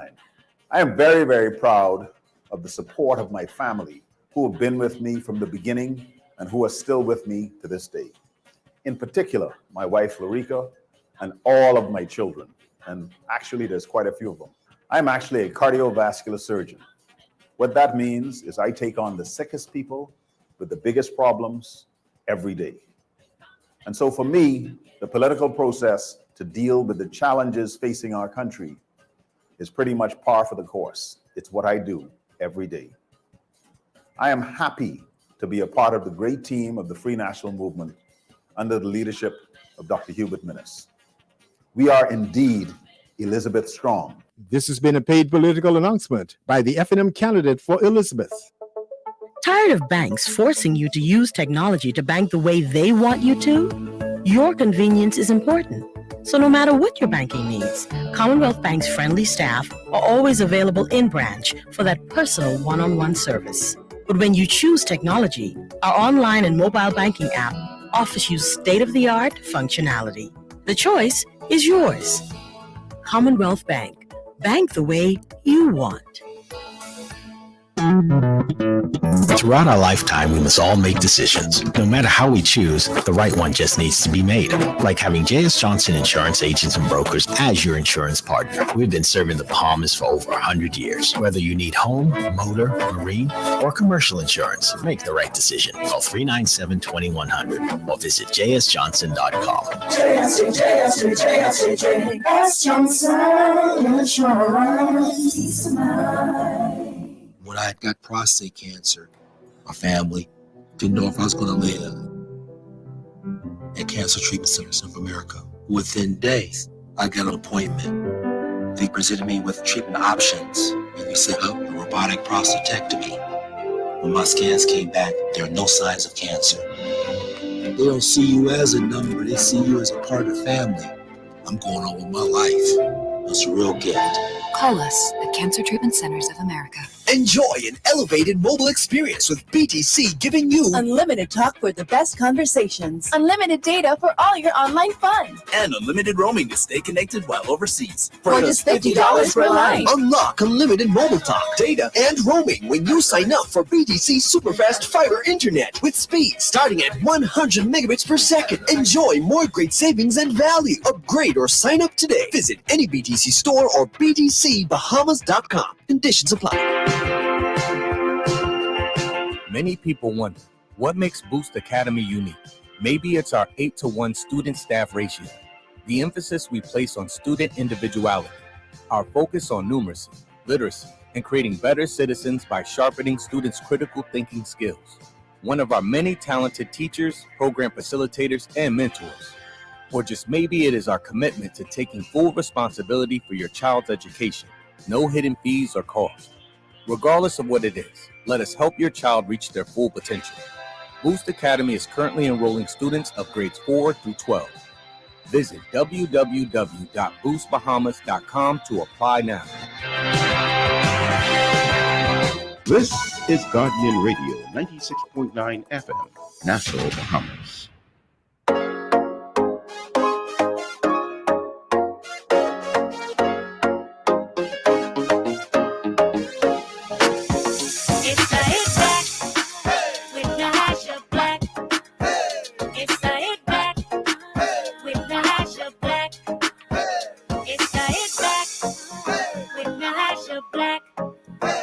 It's the hit back with Natasha Black. And we're back. You're listening to the Hit Back with Natasha Black, Guardian Radio 96.9 FM. I hope that everybody's doing well, taking care of yourself, living as best of a life as you can under the situation and the circumstances we find ourselves in. Please, please, please, please, please be safe. Shared just a story today where there was someone who I'm familiar with that unfortunately has passed away. We know that Sawyer Boy also, a friend at the station, a colleague here, is in the hospital. We're praying for him. He should be fine, hopefully. And other colleagues in media are also in hospital. So not from Guardian, but folks whose name mentioned you would know, but they don't want folks to know that information yet. So we are definitely in a time where it doesn't matter who you are, young or old or in between. We are seeing this thing in the country. And so my husband and I, our friend is a widower now. Just Saturday, man, look here. When I tell you it, I cried because I saw my husband and him. I know what my husband would do if I was sick, where he would have, and 2 daughters as well, 2 kids as well. And I'm thinking about, having to try and rush someone, your spouse, and you can't even get them out the door. Everything going wrong in minutes, and you can't do anything about it. And that That to me, I'm afraid may be a story that is very common in this country. And I'm afraid that that's a common story. But you also have the story of people who are dying in the hospital whose family can't even be there. You know, you can't hold them in their last moments. And so, I'm finding for me that this whole thing, and as a person who knows that I'm very empathetic, I feel everything. I feel like I feel everything all the time. And hence why I need a lot of mental health breaks for me, where I detach and come back. Because this is heavy, man. It's heavy when you realize those numbers aren't numbers. 338 isn't a number. That's 338 souls, 338 mothers, fathers, sisters, brothers, uncles, cousins, 338. And there's more to be added that we haven't added yet. CA Nuri joining me. Someone texts, hi, Nahaj and Cecil. I have seen election dates change in other countries. I believe we have to form a government within 90 days from the dissolution of the House. Dr. Minnis should push election to early November 2021 so the new Providence could be locked down for 3 weeks without affecting political campaigns. Great show. I think we have to do something. I hope you don't support mandatory jabs, Ms. Black, because sounds like this is where your mind is. How could my mind, people be reading your mind now? Like, did I ever say I support mandatory jabs? How many times have I said, Cecil, I do not support mandatory vaccinations? So what I say and where my mind is, I digress. Please never try to deny me my right to refuse this jab. I am happy you said you're not immunized after the shot. Only vaccine gives immunity. This COVID shot is no vaccine. Oh my God, now we go in there? I can't. All right. People need to drink aloe. It is loaded with natural vitamin C. Start with 1 or 2 cups a week. Skip a month and do it again. Also D3 supplement and zinc. Fever grass is also good. Actually, something that I've also found to be very good is a stretch, but has helped people who had the preliminary symptoms of COVID is aloe and pineapple juice. Apparently, pineapples have this particular vitamin in it, along with aloe, that when you blend them together, it tastes awful, but it works. And it helps to, especially those persons who are diabetic in the early stages of symptoms. It is said to be quite helpful. And my mother drank it, and it helped her in her recovery a bit. But she, at a certain point, she was too far gone, so we had to take her to the hospital there too. So, there's a lot of things that are helpful, and we got to figure out what it is. But CA, as we're coming to a close on the show, you're all about suggestions. How do we help? What should we do? I like the fact that you say you ain't sure if we're in a crisis now, because we sure don't. We ain't behaving like we're in a crisis. We ain't behaving like we're in a crisis, no. Your thoughts? I just was sent some kind of flyer on home remedies or suggested things to do when you're at home and you have COVID at home. So I'm going to share that on my page and actually analyze that and see what we can do as Bahamians from that list. So I'm grateful for the person who sent that to me. Big shout outs to Latoya. She's listened to the show. Excellent. I believe we need to have some discussions. I believe that Bahamians need to have discussions on suggested remedies on what we can follow. See, I've been watching what is happening in Jamaica, right, and seeing their lockdown process. They've closed down their entire economy altogether. Days of complete lockdown. Their curfew starts at like 3 o'clock in the afternoon, right? And the numbers continue to increase, but they're doing that because of how drastic things are. I don't want us to get that drastic, that desperate. And my other concern is that we see that the CDC has put us back to level 4, right? In terms of this COVID, right?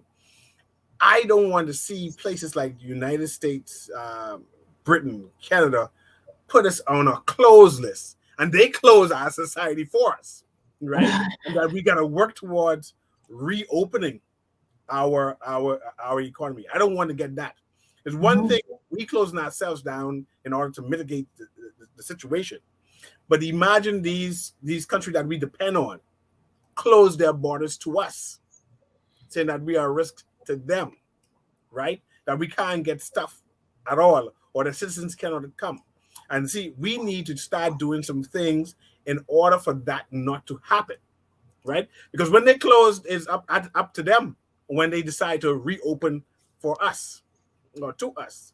And I'm a little wary and a little concerned with that. And if we need to reach out to the U.S. Embassy, if we need to reach out to Cuba, if we need to reach out to the rest of the Caribbean, if we need to reach out to the United Kingdom and say, hey, can we have some suggestions on what to do? This is why we have a whole foreign affairs ministry. Start reaching out and asking some questions, some queries, right? Start challenging the entities and the corporations that we have here. We have experts and professionals living in the Bahamas. We need to reach out to them and say, hey, what do you recommend? We have persons with money and expertise living behind these various communities in the gates. We need to reach out to them and say, what do you recommend that we should be doing at this present time, right? Because I don't want us to become overwhelmed. I don't want us to become overwhelmed where we lose supplies, where the hospital is completely full and we cannot take anybody in. You know, right now we have people waiting in the hallways, right? We have people outside in tents. Imagine we get to a point where we have no more space in a tent. We have no more space in the hallway, right? We have no more space to pack people 3 to 4 people on top in the morgue. We just don't have the space no more. And we tell the people them, don't come. Makes no sense coming because we cannot serve you. But that's where we are. Say again? That's where we are. It's tight. You ever go on a bus and get a laptop? Did you watch that? We laugh up at this present time, but we have space to squeeze onto somebody and press against somebody. But we are not at the point where you said, man, no more can fit in this bus. We could make room. I mean, it's bad and it's tight. You can smell people's arm, right? But we're not as bad as it could be. We're not like what was happening in India, what was happening in Spain, what was happening at Italy. We're not at that point. But we need to say, we need to do things now in order not to get to that point. C.A. Nuri joining me, and C.A. was showing one of the charts by Mr. Alexander Hanna, and I want to add that to it. But we were just because we are to that place, right? I believe that we are definitely there. When doctors are calling for us to come in the hospital, come see, we need help. Like when this is next level, definitely we're there. When you have a tent of 6, 7, 8, 9, 10 people and only one high flow oxygen, okay, we're there. When ambulances can't come to pick you up because they ain't got none or room, I think we're there. But just for the record, special thanks again to Mr. Alexander J. Hanna, who's been creating these COVID reports for us on his own. And I think everyone, you can email him and I will be bringing him on the show. But the level of detail is just what we need in terms of positivity rates. He's showing 18% positivity rate on Saturday, August 21st. And it's current too, because I just haven't used the recent one. But our projected amount for August in terms of positive cases is $3,723. I had a Miriam slip. And then I said dollars too, even worse, cases. So we are in a bad state, and everyone please be safe. We gotta go. Cecil, thank you so much for today. Appreciate you. You're listening to the Hit Back with Nahaja Black. Keep each other in prayer, everyone. We'll see you tomorrow. We're out.